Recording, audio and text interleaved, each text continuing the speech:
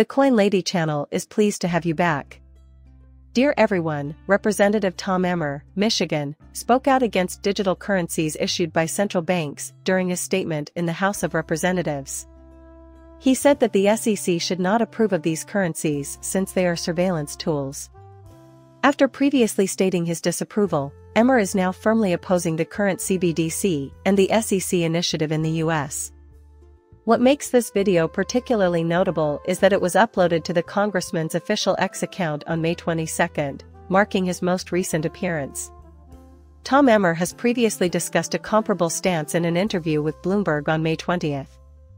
He claims that the majority of House Republicans will do what it takes to stop the Fed from releasing a CBDC. CBDCs has threatened to ruin the American way of life, according to a recent address delivered by a U.S. Congressman.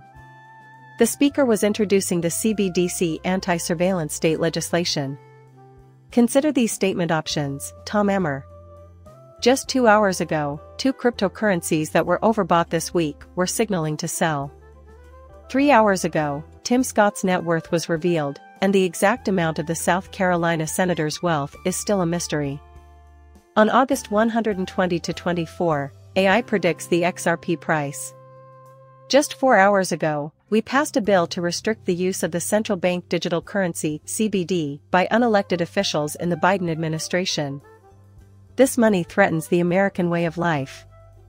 Tom Emmer here. It has come to light that the Biden administration is eager to trade Congressman Tom Emmer's right to privacy for what he believes should be a monetary equivalent, and an intriguing development. To round out his lecture, Emmer compared CBDCs to decentralized cryptocurrencies like Bitcoin, describing how the two types of technology are compatible. CBDCs are digital versions of federally issued and administered sovereign currencies. In contrast, decentralized digital assets like Bitcoin are not only designed to be open, permissionless, and private, with a capital PTA, but they also provide individuals the power to suppress politically unpopular activities. This is in contrast to central bank digital currency, government-controlled programmable money, and the like, which are all meant to function exactly like cash. American Representative Tom Emmer brought up the example of China and other countries that have used digital currency issued by their central banks as a weapon against their populations. Furthermore, Tom Emmer cautioned against CBDCs in a Federal Reserve memo that listed them as a key responsibility moving ahead. The U.S. representative came to the conclusion that this shows the Biden administration is eager to give up Americans' right to privacy in exchange for a CDC surveillance tool similar to the CCP. However, he made it clear that the CDC anti-surveillance state legislation will not be able to prevent the CDC from functioning once this measure is passed. Assuring individual sovereignty while preserving the features of money as permissionless and private, capital P, is the purpose of the centralized monetary system. In the lawsuit that Ripple filed against the SEC, the lawyer who defended 70,000 XRP holders stressed federal regulators would be prohibited from immediately entering the industries they previously oversaw for a period of 5 years, according to an announcement by Denton, who plans to introduce and back legislation to that effect. No one should be able to quit the Food and Drug Administration and start working for Pfizer right after.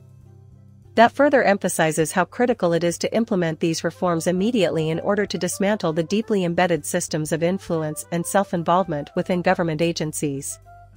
It is unacceptable to permit an individual to begin employment with Pfizer following their departure from the FDA.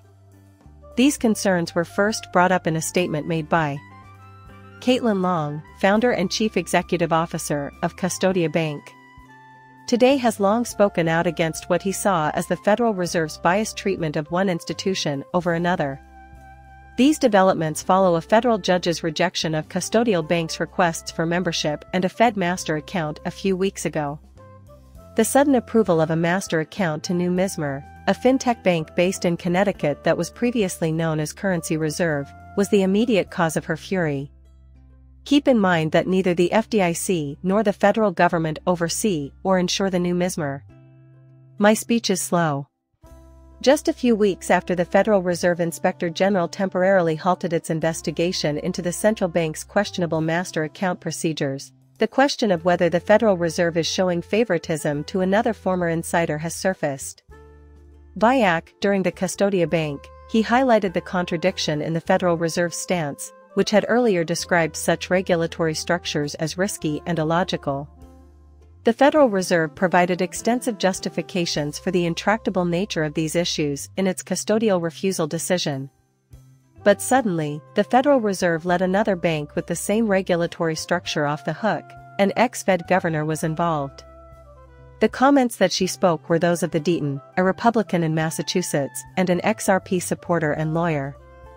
Eleanor Tourette of Fox Business reported that Mizmer, a fintech bank based in Connecticut, formerly known as Currency Reserve, has been granted restricted access to a master account at the Federal Reserve. Two non-FDIC-insured, non-federally regulated banks have received one in the past few years. This one joins them. Apprehensions regarding potential conflicts of interest and the validity of the licensing process were heightened by the fact that two of the approved institutions had direct ties to former Federal Reserve officials. The audience was alerted to this by Tourette. A major setback has occurred in the Bitcoin industry due to the rejection of a master account to a custodian bank. With the establishment of a direct connection to the payment systems of the Federal Reserve, the cryptocurrency industry sees access to master accounts as a crucial component for integrating more easily into the larger U.S. financial system.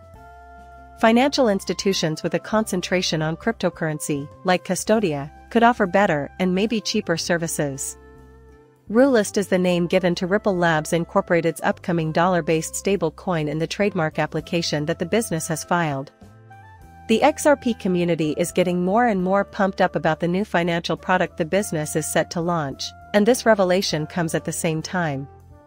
On-demand liquidity, renamed Ripple Payments, is supposed to be as simply integrated as possible into the offering. Applies Ripple's brand to the details of realism. A vast array of financial services linked to this trademark are detailed in the application. Financial services for the acquisition and distribution of digital tokens with value determined by fiat money, as well as virtual and digital currency, are among these services. The application also includes services for managing and administering finances, which include digital currency transaction facilitation and electronic transmission. An important step towards the launch of Ripple's stablecoin, which was hinted at earlier this year, has been made by the company. This decision is a watershed moment in the history of the organization. The video ends there. Do me a favor and subscribe to my channel. Coming up shortly, farewell.